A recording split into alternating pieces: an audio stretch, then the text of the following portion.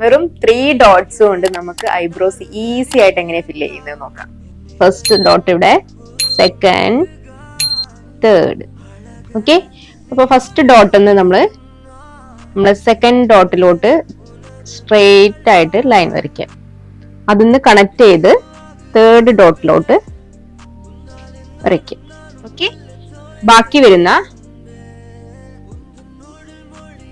ഭാഗം ജസ്റ്റ് ഒന്ന് ഫ്രണ്ട് നിന്ന് ബാക്കിലോട്ട് ഫില്ല് ചെയ്ത് കൊടുക്കുക.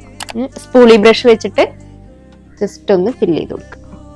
ഫ്രണ്ട് ഏരിയ എപ്പോഴും നമ്മൾ വളരെ ലൈറ്റ് ആയിട്ടാണ് ഫില്ല് ചെയ്യാൻ പാടുള്ളൂ. ഒരുപാട് ഡാർക്ക് ഷെയ്ഡ് ഫ്രണ്ടിലേക്ക് കയറി വരാൻ വേണ്ടി പാടില്ല.